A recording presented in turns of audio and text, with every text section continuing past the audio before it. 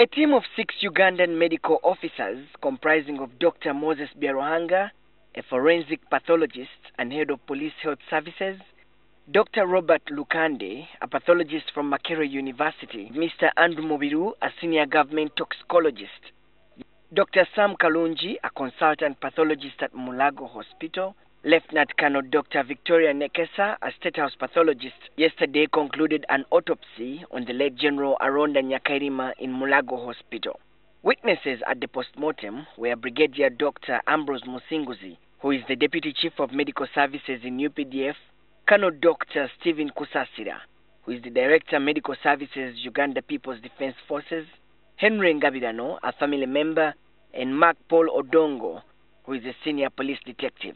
After close examination of General Aronda's body, the doctor's findings indicate that the Internal Affairs Minister died of acute heart failure. The Deputy Director of the Uganda Media Center, Shaban Bantariza, read out the post-mortem report. The cause of death is stated here as acute heart failure due to extensive and irreversible blockade of the heart blood vessels. According to the autopsy, the left coronary artery, which is the vessel supplying blood to the left part of the heart, was blocked due to accumulation of cholesterol or fat.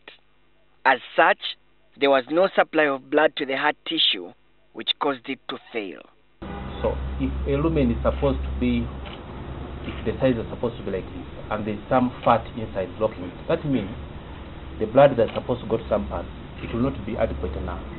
And remember, this was an adult who was physically active, doing a lot of work. And remember, the more you become active, the more work you do, like when you're running up and down, the heart also has to work so fast in order to meet those demands. Okay? And so if the blood supply is affected, so that means somebody is bound to get into that problem that we found.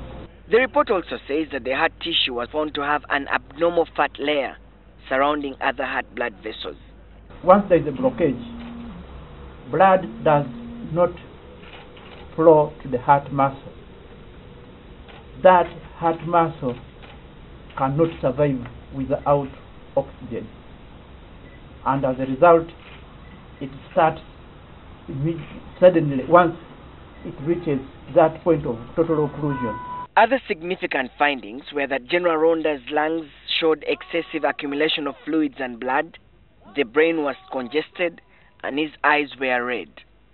The pathologists, whom the government had dispatched as soon as information had filtered through that former Army Commander General Aronda had died, also explained why carrying out an autopsy in Dubai was not possible. When we got there, we found that their policy, countries have different policies. Their policy there was quite tedious. We had to be registered, they had to verify our qualifications, and it would take much longer altogether. So we agreed as a team, of course, with the consultation from government and also consultation from them. We agreed, and they were able to process the documents, and we are able to bring the body back home. General Aronda died on the 12th of September while on transit from South Korea to Dubai. Solomon Serwanja, NTV.